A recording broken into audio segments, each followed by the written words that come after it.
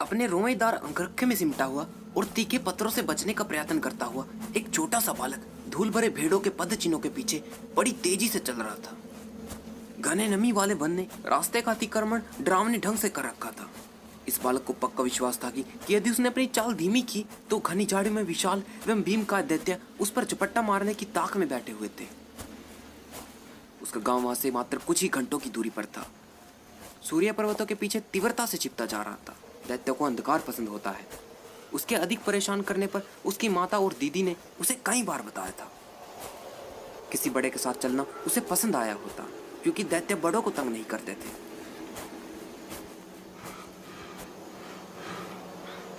जैसे ही उसने एक विचित्र ठंडी सांस लेने जैसी ध्वनि सुनी तो उसके हृदय की धड़कन एक बार थम सी गई। पीछे की ओर आक्रमण की शंका में उसने अपनी तलवार निकाल ली। उसके दोस्तों ने जंगल के दैत्यों के बारे में कई कहानियां सुनी थी। वे कायर कभी भी सामने से आक्रमण नहीं करते थे। उस ध्वनि की दिशा जानने के उद्देश्य से वह बिना हिले डुले खड़ा हो गया। उसमें बार बार दोहराई जाने वाला एक विशिष्ट लय था और वह अस्पष्ट रूप से परिचित सा प्रतीत हो रहा था। उसने अनुभव किया कि जैसे उसने इसे पहले भी सुना था। उस ध्वनि में अब एक पुरुष का भारी कराहने वाला स्वर भी मिल चुका था। यह दैत्य नहीं हो सकता था। उस बालक ने अपने शरीर में उत्तेजना की झुरझुरी का अनुभव किया। उसने अपने दोस्तों से फुसफुसाहट में खिलखिलाती हुई हंसी के साथ इसके बारे में सुना था, लेकिन उसने यह कार्य कभी देखा नहीं था। आज उसे अवसर था। वह धीरे धीरे झाड़ियों में सरकने लगा और उसकी तलवार उसकी बगल में झूल रही थी। उस ध्वनि के स्रोत को पाने के लिए उसे बहुत दूर जाना नहीं पड़ा। वह एक छोटे से साफ किए हुए स्थान से आ रही थी। वह एक पेड़ के तने के पीछे छुप गया और उसने चुपके से झांका। वे एक युगल थे। वे बहुत जल्दी में लग रहे थे। उन्होंने अपने कपड़े भी पूरी तरह से नहीं उतारे थे। वह आदमी अत्यधिक बालों वाला था, लगभग भालू के जैसा। उस कोण से वह बालक उसकी पीठ ही देख पा रहा था। उसके सामने स्त्री के सामने का दृश्य था। वह आश्चर्यजनक रूप से सुंदर थी। उसके तरंगित केश लंबे और उज्जवल थे। आंशिक रूप से फटी हुई चोली के कारण अत्यधिक क्रूर अतिक्रिया से लाल रंग की धारी सहित उसके दृढ़ उरोज दिख रहे थे। उसका लहंगा फटा हुआ था और उसके उत्कृष्ट लंबे पांव प्रदर्शित हो रहे थे। उस बालक की उत्तेजना अकल्पनीय थी। जब वह इस प्रदर्शन का आनंद ले रहा था तब उसकी बेचैनी बढ़ी। उसे कुछ गड़बड़ लगी। वह आदमी आवेश की तीव्र वेदना में था, जबकि स्त्री निष्क्रिय सी लेटी हुई थी।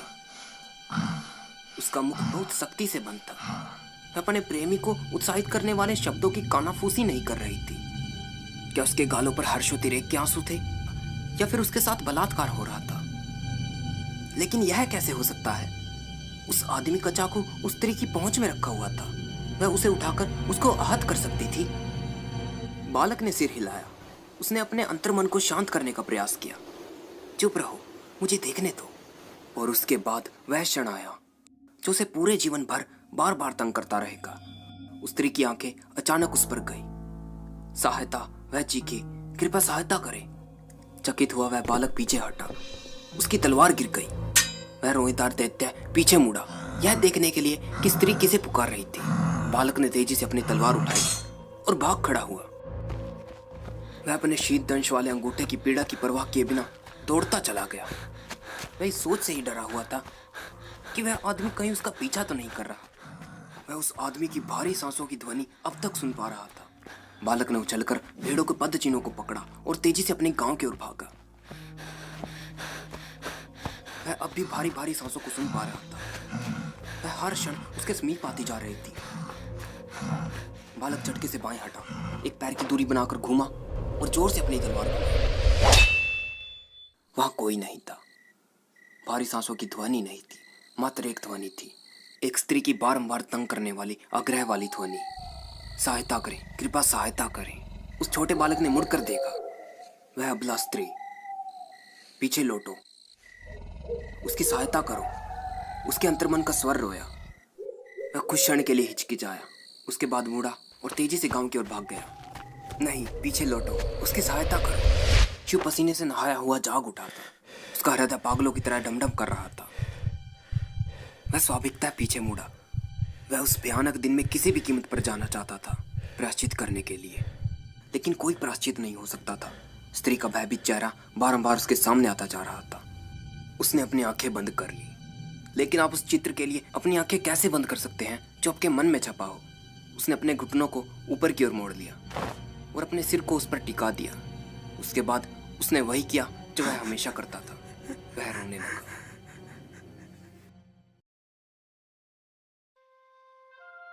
द्वितीय वेदिका के केंद्रीय चतुर्भुज पर यज्ञ की वेदिका बनाई गई थी। करचप के लिए यह मेलुहा का लाक्षणिक सादगी वाला कार्य नहीं था। सीमांत नगर ने उस क्षेत्र को तड़क भड़क वाले रंगों से ऐसा सजाया था कि देखने वाले देखते ही रह जाएं। वेदिका को चमकीले स्वर्णिम रंग से रंगा गया था। रंगीन सजावट वाले फूलों से लदे खंभे शामियाना को खड़ा किए हुए थे। सूर्यवंशी प्रतीक की चित्रकारी वाली लाल एवं नीली पताकाएं कई खंभों से गर्वित होकर झूल रही थी। वहां का समस्त वातावरण सजावट और प्रदर्शन का था। प्रणाम प्रभु, आइए आइए ना। चूलेश्वर ने शिव का स्वागत वेदिका के मुख पर किया और उनका मार्गदर्शन करके उन्हें यज्ञ की रस्म वाले स्थान पर बिठा दिया। राज्यपाल के बार बार आग्रह करने पर शिव ने अपना गुलमद यज्ञ की अवधि तक निकाल दिया था। पर्वतेश्वर और बृहस्पति नीलकंठ की दाहिनी ओर बैठे थे, जबकि झूलेश्वर और आयुति बाईं ओर।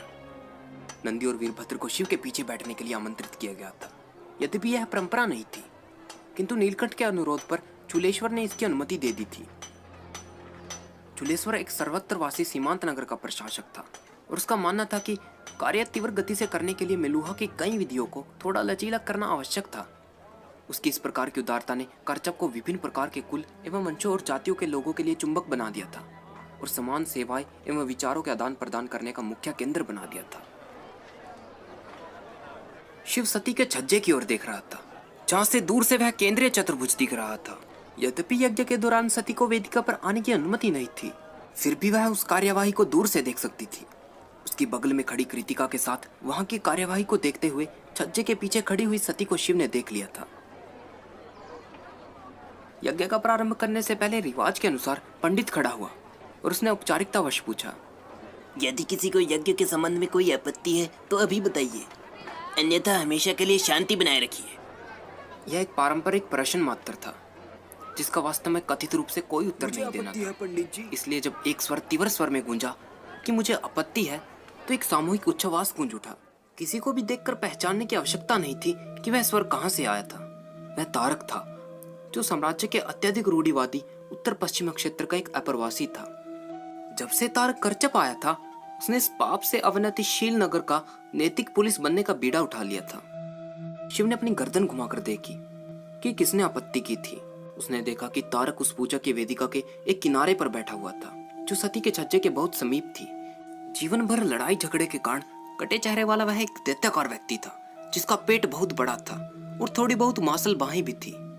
उसका आकार बड़ा ही बेजोड़ था। उसके बाजूबंद को देखे बिना ही यह स्पष्ट था कि तारक क्षत्रिय था, जिसने सेना के निचले पायदान पर काम करके अपनी जीविका चलाई थी। झूलेश्वर ने क्रोध से तारक को घूरा। अब क्या है, इस बार तो हमने सुनिश्चित भी किया है कि हमारी सजावट में चंद्रवंशों के सफेद रंग ना हो। या फिर तुम यह सोचती हो कि जो जल यज्ञ के लिए लाया गया है वह वेदों के अनुसार सही तापमान का नहीं है? भीड़ ने मुंह बिचकाया। पर्वतेश्वर ने झूलेश्वर को तीव्रता से देखा। इससे पहले कि वह राज्यपाल को वेदों को इस तरह अपमान करने के लिए बुरा भला कहता, तारक बोल उठा, विधि कहती है कि यज्ञ वेदिका पर किसी विकर्म को रहने की अनुमति नहीं होनी चाहिए। हाँ, झूलेश्वर ने कहा, और यदि तुम्हें विकर्म घोषित नहीं किया गया है तो मैं नहीं सोचता कि विधियों का उल्लंघन हो रहा है। हाँ, हो रहा है। वहां इकट्ठी भीड़ में आश्चर्य मिश्रित बड़बड़ाहट फैल गई। झूलेश्वर ने अपने हाथ उठाकर लोगों को शांत करते हुए कहा, यहाँ कोई विकर्म नहीं है तारक, अब बैठ जाओ। राजकुमारी सती अपनी उपस्थिति से यज्ञ को अपवित्र करती है। शिव और पर्वतेश्वर ने तीखी दृष्टि से तारक को देखा। तारक के इस कथन से झूलेश्वर और वहां उपस्थित समस्त लोग स्तब्ध रह गए। तारक, झूलेश्वर ने कहा, तुम कुछ अधिक ही बोल गए। राजकुमारी सती यज्ञ के नियमों का पालन करते हुए विश्राम गृह में है, वह यज्ञ वेदिका पर नहीं है। अब बैठ जाओ, इससे पहले कि मैं तुम्हें कोड़े लगवाऊं। आप किस अपराध के लिए मुझे कोड़े लगवाएंगे राज्यपाल? तारक ने चिल्लाकर कहा, विधि की रक्षा के लिए विरोध करना मेलुहा में अपराध नहीं है। किंतु विधि का उल्लंघन नहीं हुआ है। हाँ, हुआ है। विधि के शब्दों को यदि आप ध्यान से देखें तो यह कहती है कि जब यज्ञ हो रहा हो तो कोई विक्रम उस वेदिका पर नहीं रह सकता है। यह यज्ञ नगर की द्वितीय वेदिका पर हो रहा है। उसी वेदिका पर उनके होने से राजकुमारी यज्ञ को अपवित्र कर रही है। तारक तकनीकी दृष्टि से सही था। अधिकतर लोगों ने विधि का अर्थ इसी प्रकार से लिया था कि विक्रम को यज्ञ के आयोजन वाली वेदिका पर उपस्थित नहीं होना चाहिए। और फिर मेलुहा के अन्य नगरों की भांति करचब भी एक वेदिका पर निर्मित था। तो यदि हम विधि का यह अर्थ लगाएं, तो सती को समस्त द्वितीय वेदिका पर कहीं भी नहीं होना चाहिए था। यज्ञ को विधि सम्मत रखने के लिए सती को या तो किसी और वेदिका पर रहना चाहिए या फिर नगर के दुर्ग की दीवार के बाहर। जुलेश्वर क्षण भर के लिए सकते में आ गया, क्योंकि तारक की आपत्ति सैद्धांतिक रूप से उचित थी।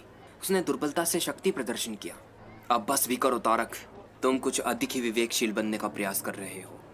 मेरा विचार है कि यह स्पष्टीकरण कुछ अधिक ही कड़ा है। मैं सोचता हूँ नहीं जुलेश्वर जी। उस भीड़ में से एक तीव्र स्वर गुंजायमान हुआ। सभी लोग उस ओर देखने लगे जिधर से वह स्वर आया था। सती, जो छज्जे पर बाहर आ चुकी थी, उसने कहना जारी रखा, आपको मध्य में ही टोकने के लिए मेरी क्षमा याचना स्वीकार करे राज्यपाल। सती ने एक औपचारिक नमस्ते के साथ कहा, किंतु तारक की विधि की विवेचना उचित है। मैं बहुत क्षमा प्रार्थी हूँ कि मेरे कारण यज्ञ के अनुष्ठान में विघ्न उत्पन्न हुआ। मेरे अनुगामी और मैं नगर को अभी इसी समय छोड़ देते हैं। हम तीसरे पहर के प्रारंभ में वापस आएंगे। संभवतः तब तक यज्ञ का अनुष्ठान समाप्त हो चुका होगा। शिव ने अपनी मुट्ठी भींच ली। वह बड़े पागलपन से तारक की गर्दन मरोड़ना चाहता था, लेकिन बड़े ही अतिमानवीय प्रयास से उसने स्वयं पर नियंत्रण किया हुआ था। कुछ ही मिनटों में सती और कृतिका अपने निजी अंगरक्षकों के साथ विश्राम गृह से बाहर निकल गई। शिव ने मुड़कर नंदी और वीरभद्र को देखा, जो उसका संकेत समझकर सती के साथ जाने के लिए उठ खड़े हुए। वे समझ गए थे कि शिव चाहते थे कि नगर के बाहर सती की सुरक्षा सुनिश्चित हो। यह बहुत घृणित है कि आपको स्वयं इसका एहसास नहीं हुआ। तारक ने तिरस्कार से सती से कहा, आप किस प्रकार की राजकुमारी है? क्या आप अपनी विधियों का सम्मान करना नहीं जानती है? सती ने तारक को देखा। उसका मुख प्रशांत था। उसने विवाद में पड़ना उचित नहीं समझा और अपने पहरेदारों द्वारा अश्व को तैयार करने की प्रतीक्षा करने लगी। मुझे समझ नहीं आता कि नीलकंठ के काफिले में एक विक्रम स्त्री यात्रा कैसे कर सकती है। वह समस्त वेदिका को प्रदूषित कर रही है। तारक ने चिढ़ते हुए कहा। बहुत हो चुका। शिव बीच में ही कूद पड़ा। राजकुमारी सती गरिमा के साथ यहाँ से जा रही है। अपना अपेक्ष इसी समय बंद कर दो। नहीं, मैं बंद नहीं करूंगा। तारक ने चिल्लाकर कहा, आप किस प्रकार के नेता हैं?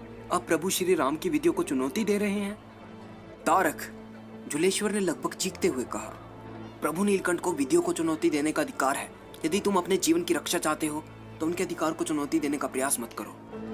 मैं एक मेलुहावासी हूँ। तारक चिल्लाया, कोई विधियों को भंग करे तो उसे चुनौती देना मेरा अधिकार है। एक धोबी, एक तुच्छ कपड़े धोने वाले ने प्रभु श्री राम को चुनौती दे दी थी और अपनी पत्नी का परित्याग किया। मैं नीलकंठ से बल देकर कहूंगा कि वे प्रभु श्री राम के उदाहरण से कुछ सीखें और निर्णय को लेने में अपनी बुद्धि का प्रयोग करें। बहुत हो गया। सती भड़क उठी। तारक की टिप्पणी से समस्त इकट्ठी भीड़ स्तब्ध होकर चुप हो गई, किंतु सती नहीं। उसके अंदर कुछ टूट चुका था। वह बहुत समय से अनादर झेल रही थी और उसने मर्यादित होकर उसे सहन भी किया था, किंतु इस समय इस व्यक्ति ने शिव का अनादर किया था, उसके शिव का। उसने अंततः इस बात को मान लिया था। मैं अग्नि परीक्षा के अधिकार का आवाहन करती हूँ, सती ने कहा। अब वह पूर्ण नियंत्रण में थी। हैरान देखने वाले अपने कानों पर विश्वास नहीं कर सके। अग्नि से परीक्षण, यह बद से बदतर होता जा रहा था। अग्नि परीक्षा के अंतर्गत एक अनुचित ढंग से हत हुए मन वाला उस पीड़ा पहुंचाने वाले को द्वंद्व युद्ध के लिए ललकार सकता था। यह अग्नि परीक्षा कही जाती थी क्योंकि इसमें युद्ध आग के एक घेरे के अंदर किया जाता था। उस घेरे से बाहर निकलने का कोई अवसर नहीं होता था। द्वंद्व युद्धकर्ताओं को तब तक लड़ते रहना होता था जब तक कि एक आत्मसमर्पण ना करते अथवा एक की मृत्यु ना हो जाए। उन दिनों अग्नि परीक्षा बहुत ही कम हुआ करती थी और एक स्त्री द्वारा इसका आह्वान करना लगभग ना के बराबर था। इसका कोई कारण नहीं बनता देवी, जुलेश्वर ने आग्रह किया। इस विषय के समान ही वह इस कल्पना से भी भयभीत था कि राजकुमारी का वध उसके नगर में होने की आशंका थी। वह विशाल तारक अवश्य ही उनका वध कर देगा। सम्राट का प्रचंड क्रोध अत्यंत ही भयानक होगा। तारक की ओर मुड़ते हुए जुलेश्वर ने आदेश दिया, तुम इस चुनौती को स्वीकार नहीं करोगे और लोग मुझे कायर कहें। तुम अपनी बहादुरी सिद्ध करना चाहते हो। पर्वतेश्वर ने पहली बार अपना मुंह खोला। तो मेरे साथ युद्ध करो। मैं इस चुनौती में सती का सहायक रहूंगा। हे पितृतुल्य, सहायक को नियुक्त करने का अधिकार मात्र मेरा है, सती ने पर्वतेश्वर को पिता के समान संदर्भित करते हुए कहा। और तारक की ओर मुड़ते हुए पुनः कहा, मैं किसी सहायक की नियुक्ति नहीं करती। तुम मेरे साथ युद्ध करोगे। तुम ऐसा कुछ नहीं करोगे तारक। इस बार बृहस्पति ने आपत्ति की। तारक, तुम्हारे द्वंद्व युद्ध से मना करने का केवल एक ही कारण हो सकता है कि तुम मरने से डरते हो। शिव ने कहा। सभी लोग नीलकंठ की ओर मुड़ गए। स्पष्ट था कि उनके शब्दों को सुनकर सभी स्तब्ध थे। सती की ओर मुड़कर शिव ने कहना जारी रखा। गर्जब के नागरिकों, मैंने राजकुमारी को युद्ध करते हुए देखा है। वह किसी को भी पराजित कर सकती है, यहाँ तक कि देवताओं को भी। सती ने घुरकर शिव को देखा। अब वह पूरी तरह से स्तब्ध थी। मैं यह चुनौती स्वीकार करता हूँ। तारक गुर्राया। सती ने तारक की ओर सिर हिलाकर उसकी चुनौती स्वीकार कर ली और अपने श्वेत अश्व पर सवार हो गई। उसके बाद एड़ लगाकर अश्व को जलाकर वेदिका के किनारे तक गई। उसने अपने अश्व को एक क्षण के लिए रोका और उसने एक बार पुनः शिव की ओर मुड़कर देखा। वह उस पर मुस्काई, मुड़ी और उसने अपने अश्व को तेजी से भगा दिया। यह तीसरे पहर का प्रारंभ था, जब शिव और बृहस्पति चुपके से स्थानीय व्यायाम गृह में तारक को अभ्यास करते देखने गए, जहां वह 2 साथियों के साथ अभ्यास कर रहा था। उस दिन का यज्ञ एक त्रासदी ही था। सब लोग इस विचार से ही बुद्ध बन गए थे कि अगले दिन राजकुमारी का वध हो जाएगा। कोई भी अनुष्ठान में प्रतिभाग नहीं करना चाहता था, किंतु जब यज्ञ का आवाहन कर ही दिया था तो उसका अनुष्ठान होना ही था, अन्यथा देवताओं के रुष्ट होने का अंदेशा था। वह भीड़ वहां खड़ी अवश्य थी, किंतु कोई अनुष्ठान में मन से उपस्थित नहीं था और यज्ञ समाप्त हो गया था।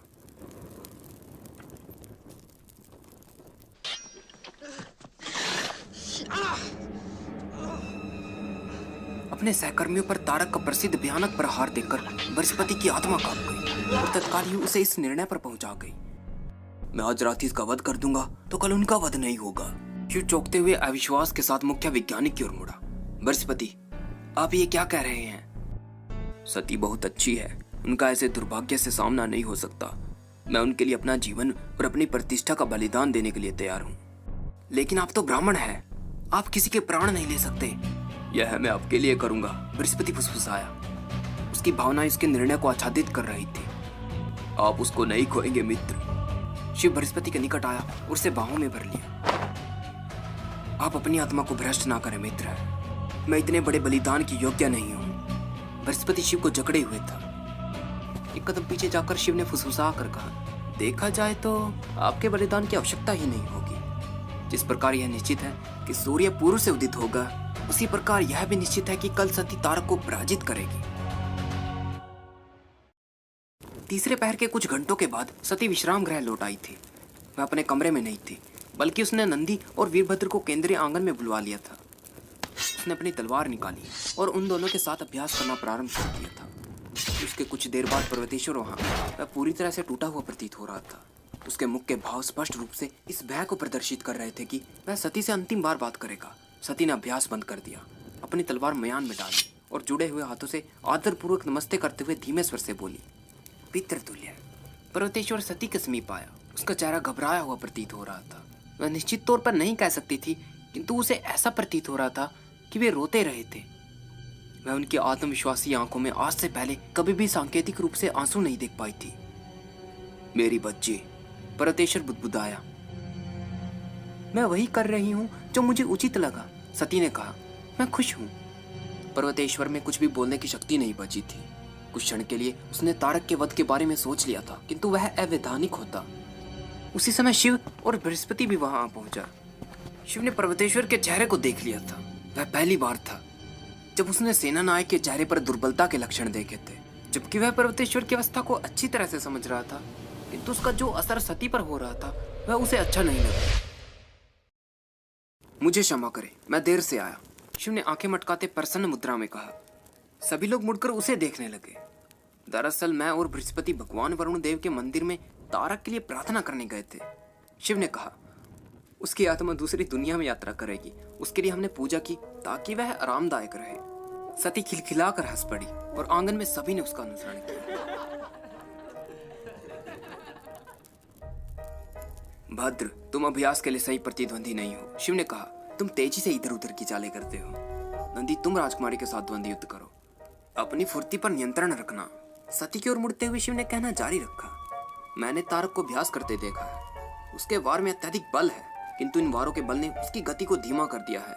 उसकी शक्ति को उसकी दुर्बलता बनानी होगी।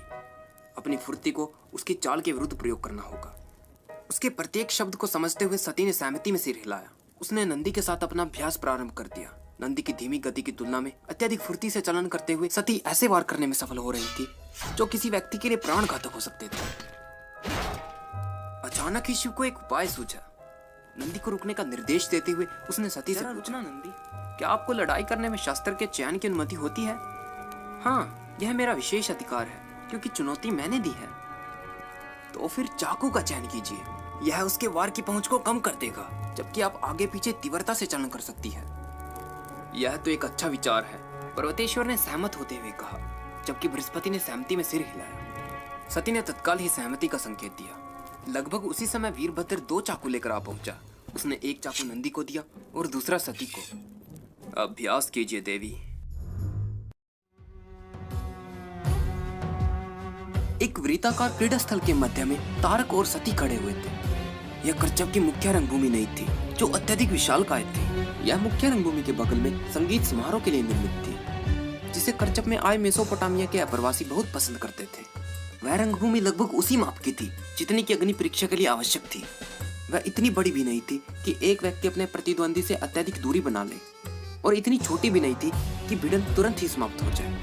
मैदान के चारों ओर लोगों के बैठने के लिए चबूतरे बने हुए थे, जिस पर 20,000 लोग की भीड़ इस अद्भुत एवं अति महत्वपूर्ण द्वंद्व युद्ध को देखने के लिए आई हुई थी, जो कर्चब में पिछले 500 वर्षों में नहीं हुआ था। प्रत्येक व्यक्ति के होठों पर एक ही प्रार्थना थी, तात मनु कोई चमत्कार करे कि सती विजयी हो। यदि ऐसा ना हो तो कम से कम वह जीवित अवश्य रहे। तारक और सती ने एक दूसरे को नमस्ते में अभिवादन किया और सम्मान के साथ लड़ने की प्राचीन प्रतिज्ञा को दोहराया। उसके बाद क्रीड़ांगन के मुख्य चबूतरे के शीर्ष पर स्थित भगवान वरुणदेव की प्रतिमा की झुककर प्रार्थना की गई, ताकि जल एवं समुद्र के देवता का आशीर्वाद उन्हें प्राप्त हो। भगवान वरुणदेव की प्रतिमा के ठीक नीचे अपने औपचारिक आसन को जुलेश्वर ने शिव के लिए छोड़ रखा था। राज्यपाल उनकी बाईं ओर आयुर्वती और कृतिका के साथ बैठा हुआ था। बृहस्पति और पर्वतेश्वर शिव के दाएं बैठे हुए थे। नंदी और वीरभद्र अपने जाने पहचाने स्थल पर शिव के ठीक पीछे थे। इस द्वंद्व युद्ध के बारे में संदेश देने के लिए एक संदेशवाहक पक्षी सम्राट दक्ष के लिए कल ही भेज दिया गया था। हालांकि इतना समय नहीं था कि उनके उत्तर की अपेक्षा की जा सके।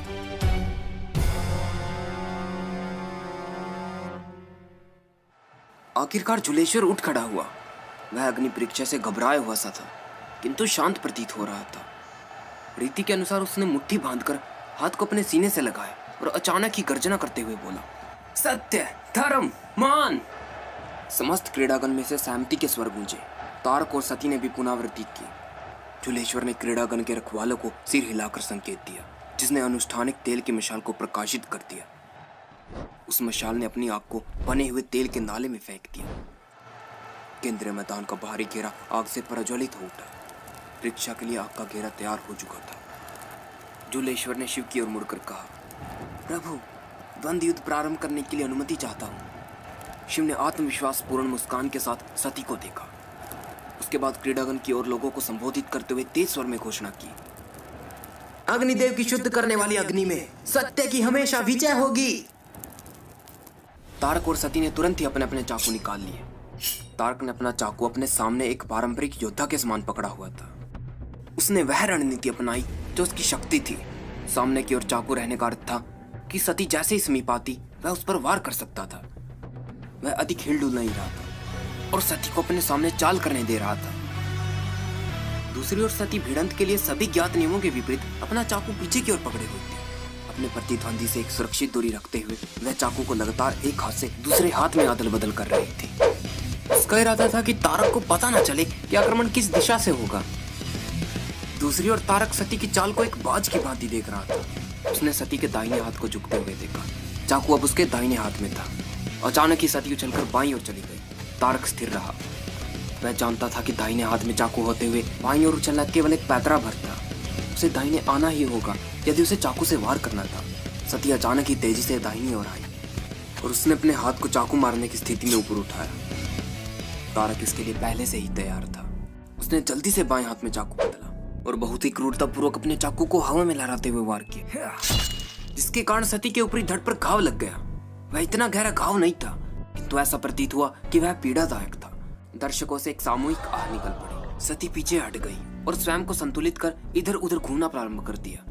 वह चाकू को अपने पीछे ले गई और दोनों हाथों में लगातार बदलने लगी। तारक ने अपनी तीखी दृष्टि उस पर रखी हुई थी। चाकू उसके बाएं हाथ में था। तारक ने अनुमान लगाया था कि वह दाहिनी ओर जाएगी। जो उसने किया भी, वह स्थिर रहा। वह प्रतीक्षा कर रहा था कि सती कब बाईं ओर जाकर वार करती है। उसने ऐसा ही किया और उछलकर उसने बाईं ओर वार किया। तारक पहले से ही तैयार था। उसने इतनी फुर्ती से अपना हाथ चलाया कि सती का हाथ हवा में ही रह गया। उसने अपने दाहिने हाथ को भयंकर तीव्रता से लहराते हुए चाकू से वार किया और सती के बाएं कंधे पर एक गहरा घाव लगा दिया। सती पीछे हट गई और भीड़ भय से करा उठी। कुछ लोगों ने अपनी आंखें मूंद ली। वे अब और देखने की हिम्मत नहीं जुटा पा रहे थे। अधिकतर लोग उग्रता से पूजा प्रार्थना कर रहे थे। यदि ऐसा करना ही था तो उसे सरलता से किया जाना चाहिए, इस प्रकार धीमे पीड़ादायक तरीके से नहीं। वे कर क्या रही हैं? घबराए हुए बृहस्पति ने शिव को फुसफुसा कर पूछा। वे इतनी असावधानी से आक्रमण क्यों कर रही हैं? शिव ने मुड़कर बृहस्पति की ओर देखा और पर्वतेश्वर का चेहरा भी। पर्वतेश्वर के चेहरे पर आश्चर्य था, फिर भी प्रशंसा भरी मुस्कान थी। वह बृहस्पति की तरह अनजान न होकर समझ रहा था कि वहां क्या हो रहा था। द्वंद्व युद्ध की ओर दृष्टि घुमाते हुए शिव ने धीमे स्वर से कहा, वे जाल बिछा रही हैं। मैदान के मध्य में सती अभी भी चाकू को बाएं से दाएं और दाएं से बाएं हाथ में लगातार बदलती जा रही थी। उसने दाहिनी ओर से बाईं ओर एक बनावटी चाल की, किंतु इस बार उसने चाकू हाथ में नहीं बदला। दाहिने हाथ को ढीला और आराम से रखते हुए उसने अपने बाएं हाथ से हरकत की। तारक सती को सावधानी पूर्वक देख रहा था। वह इस आत्मविश्वास से भरा हुआ था कि वह धीरे धीरे उसके रक्त को बहाकर उसे मृत्यु की गोद में सुला देगा। उसने समझा कि चाकू उसके बाएं हाथ में था। उसने उसके दाहिनी ओर जाने की प्रतीक्षा की, उसके बाद बाएं, जो उसने बहुत ही तेजी से मुड़कर किया। उसके बाएं हाथ के आक्रमण की अपेक्षा में तारक ने चाकू को दाहिने हाथ में हवा में लहराते हुए वार किया। सती बड़ी सफाई से नृत्य की मुद्रा के साथ पीछे हट गई। इससे पहले कि आश्चर्य से भरा हुआ तारक कुछ प्रतिक्रिया कर पाता, सती उछलकर दाहिनी ओर गई और उसने अपने दाहिने हाथ को निर्दयता से तारक के सीने की ओर चला दिया। चाकू तारक के फेफड़े तक घुस गया। उस घातक वार ने तारक को अस्थिर कर दिया। उसके मुख से रक्त पिचकारी की भांति फूट पड़ा। उसने चाकू गिरा दिया और लड़खड़ाता हुआ पीछे हट गया। सती ने निर्दयता पूर्वक दबाव बनाए रखा और चाकू को और अंदर चाकू की मुख तक घूमती चली गई। तारक लड़खड़ाकर और पीछे गया और भूमि पर धड़ाम से गिर गया। उसके शरीर में कोई हरकत नहीं थी। समूचा क्रीड़ा स्थल स्तब्ध रह गया। सती के मुख पर देवी माता के क्रोध के भाव थे। 85 वर्षों से दबा हुआ क्रोध उस समय उसके मुख पर उभर कर आ चुका था। उसने चाकू को घुमाते हुए बाहर निकाला ताकि घाव अत्यधिक घातक हो जाए। तारक के मुंह से रक्त की धार बह निकली। सती ने अपने दोनों हाथों से चाकू को उठाया। उसे बस इतना ही करना था कि चाकू को तारक के हृदय में भोंक देना था और उसकी आत्मा उसके शरीर को छोड़कर निकल जाती। तभी अचानक उसके मुख का भाव पुनः प्रशांत हो गया, लगभग वैसे ही जैसे किसी ने उसके शरीर से सारी ऋणात्मक ऊर्जा को सोख लिया हो। वह मुड़ी। बुराइयों के विनाशक शिव सिंहासन पर बैठे एक मधुर मुस्कान से उसे देख रहे थे। उसके बाद उसने तारक को देखा और धीमे से कहा, मैं तुम्हें क्षमा करती हूँ। पूरा का पूरा क्रीड़ा स्थल खुशी में झूम उठा। यदि वरुण देव ने भी इस द्वंद्व युद्ध की पटकथा लिखी होती तो वह भी इतनी आदर्श नहीं होती। इसमें वह सब कुछ था जो एक सूर्यवंशी को प्रिय था। जब दबाव में हो तो हट के साथ प्रतिरोध करना और विजय के बाद विशाल हृदयता। सती ने अपना चाकू उठाया और चिल्लाकर कहा, जय श्री राम। समस्त क्रीड़ा स्थल ने उसे एक साथ एक ही स्वर में दोहराया। सती शिव की ओर मुड़ी और उसने एक बार फिर गर्जना की, जय श्री राम। जय। शिव के शब्द उसके गले में ही अटक गए। यदि उनकी जय जयकार को वह पूरी नहीं कर सका था तो भी प्रभु इस एक बार अनुचित नहीं मानेंगे। शिव ने सती से दृष्टि हटाकर दूर देखा। वह नहीं चाहता था कि जिसे वह प्रेम करता था वह उसके आंसू देखे। क्षण भर में ही उसने अपने ऊपर नियंत्रण करके उसने एक दीप्तिमान मुस्कान से सती की ओर देखा। सती निरंतर शिव को घूरती जा रही थी। जो भावनाएं उसके भीतर अब तक बहुत लंबे समय से सो रही थी, वे शिव की उस प्रशंसा भरी दृष्टि को देखकर बाहर निकल आई थी। जब वह उन्हें सहन नहीं कर सकी तो उसने अपनी आंखें बंद कर ली।